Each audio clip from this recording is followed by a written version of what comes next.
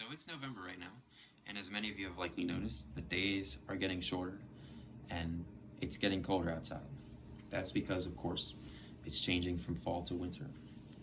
This change in seasons, for a lot of people, can be a little scary because for many, it means a depression that comes on and sneaks up on them in the wintertime. Um, Lots of people are familiar with this, and they have phrases for like the winter blues. But what many don't know is that this change in mood, coupled with the change in seasons, has a clinical diagnosis or a clinical name called seasonal affective disorder, or SAD. This being a disease that affects a lot of people, if not even most people, including myself sometimes, that denotes a depression caused by the change in seasons. Sorry. There we go. Okay.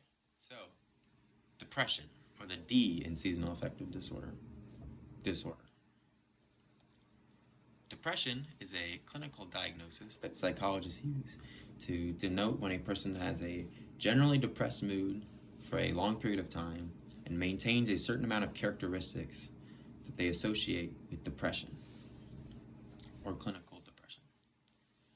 Now, these characteristics can change based on the psychologist or whatever standards they're using, but generally they include things like a depressed mood, of course, or feeling sad, changes in sleep, so sleeping too much or sleeping too little, changes in appetite, so eating too much or eating too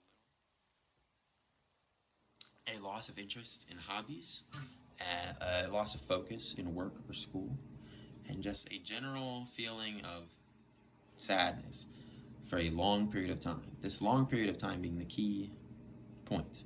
Generally, it has to be 2 weeks or over 2 weeks for a psychologist to diagnose it as depression. All right. And now the S in seasonal affective disorder, or the seasonal part.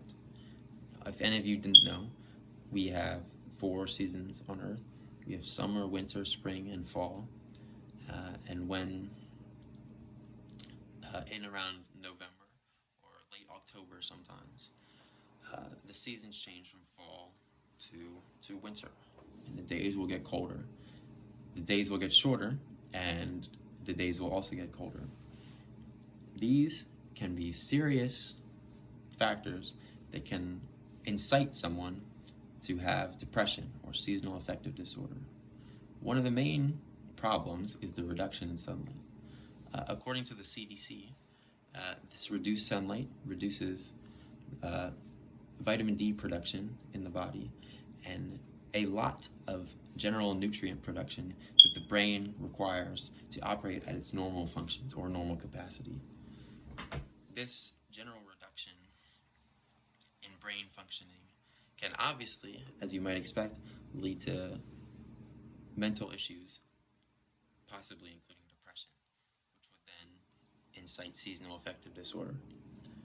Another thing is just the general cold temperatures, so people will go outside and expend a lot of energy shivering and being cold, and so they'll be tired more often, have less energy, and generally just be in a lethargic mood. Another serious factor is that they're socializing less because people are inside more often because, again, it's colder outside. So people aren't getting as much interaction with others, so they're feeling lonely or they're feeling isolated. And all of these things combined, so the brain not operating normally, people are cold constantly, they're not going out as much, they're staying cooped up inside. These things can all combine to create a storm of depressive symptoms, which can often, when they last for long enough, be classified as seasonal affective disorder, or SAD. Now, what I've been talking about so far is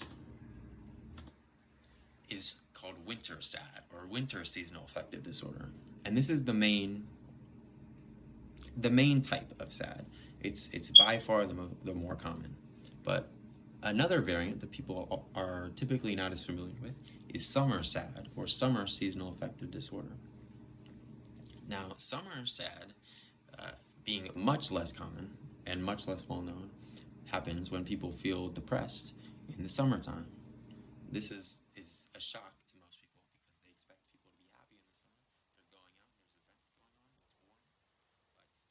are certain things about the summer that could cause someone to be in a depressed mood for a long period of time, cause them to have depression. One of these things is just the heat itself. In certain areas, in certain places, it can be very oppressive, and heat can cause a lot of emotional variance in people. It can cause people to be angry more often when it's oppressive, and especially when it's very humid. It's rough on the senses. There's also things like overstimulation. There's a lot going on, so there's more for people to process, which can take a toll on the brain. And there's this other thing where people expect the summer to be happy and be awesome and fun, because that's the cultural expectation they have for the summertime. But what often happens is that they have these expectations, but the summer is just kind of okay. And so when these expectations they have, which they set very high, are kind of crushed by the actual reality of the summer, this waking up to the reality of what they're experiencing can be very shocking and can cause a depression in people.